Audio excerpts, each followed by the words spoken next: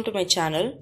நம்ம உருளைக்கிழங்கு மசாலா எப்படி செய்யலான்னு பார்க்கலாம். அதுக்கு தேவையான பொருட்கள்: அரை கிலோ உருளைக்கிழங்கு எடுத்திருக்கேன், அப்புறம் 6 பச்சை மிளகா, 2 வெங்காயம், 2 தக்காளி, கொத்தமல்லி, கருவேப்பிலை, உப்பு தேவையான அளவு போட்டுக்கலாம். அரை ஸ்பூன் கடுகு, அரை ஸ்பூன் மஞ்சள் தூள், 1 ஸ்பூன் கடலைப்பருப்பு. எப்படி செய்யலான்றதை நம்ம வீடியோக்குள்ளே போய் பார்க்கலாம். குக்கரில் நம்ம எடுத்துருக்க 1/2 கிலோ உருளைக்கிழங்கு போட்டுட்டோம் கட் பண்ணி. அது முழுகிற அளவுக்கு தண்ணி நம்ம இப்போ ஆட் பண்ணிடலாம்.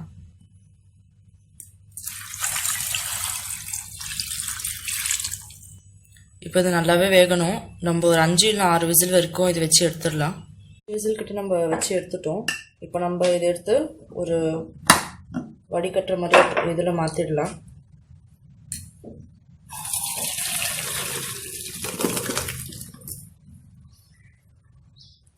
இது கொஞ்சம் ஆறிட்ட அப்புறம் நம்ம இதோட தோலை உரித்து நல்லா மசிஞ்சு வச்சுக்கலாம்.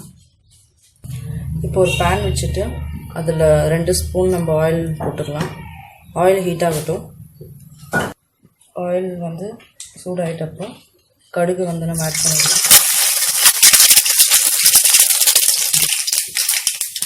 கடலைப்பருப்பு 1 ஸ்பூன்,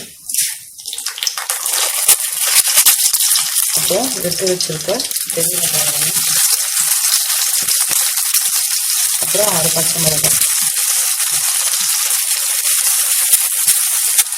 வெங்காயம் வதங்கிட்ட அப்புறம் கருவேப்பிலை சேர்த்துக்கலாம்.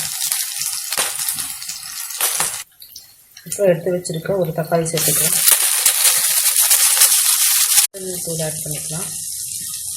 இதிலே நம்ம எவ்வளோ உப்பு போட போகிறோமோ சேர்த்துக்கலாம். நான் இந்த ஸ்பூன் அளவில் ஹாஃப் கொஞ்சம் அதிகமாக போடுறேன்.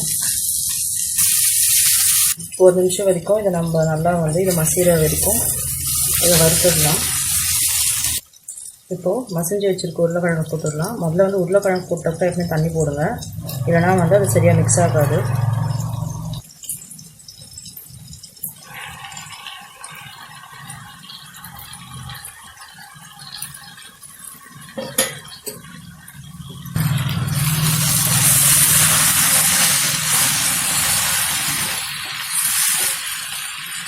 இப்போ நல்லா மிக்ஸ் ஆகிட்ட அப்புறம் நம்ம இது கொஞ்சம் முழுகிற அளவுக்கு தண்ணி ஊற்றிட்டு மறுபடியும் நல்லா மிக்ஸ் பண்ணலாம்.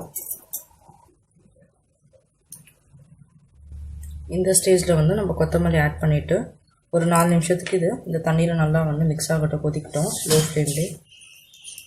நம்மளோட டேஸ்ட்டான உருளைக்கிழங்கு மசாலா ரெடி ஆகிடுச்சு. இதுக்கு நீங்கள் சப்பாத்தி, தோசை, பூரி எது கூட வேணால் சாப்பிட்லாம். டேஸ்ட் ரொம்ப நல்லாயிருக்கும். கண்டிப்பாக ட்ரை பண்ணிவிட்டு உங்களோட கமெண்ட்ஸ் எனக்கு சொல்லுங்கள். Like, subscribe and comment to Gai3's Kitchen Corner. Thank you for watching.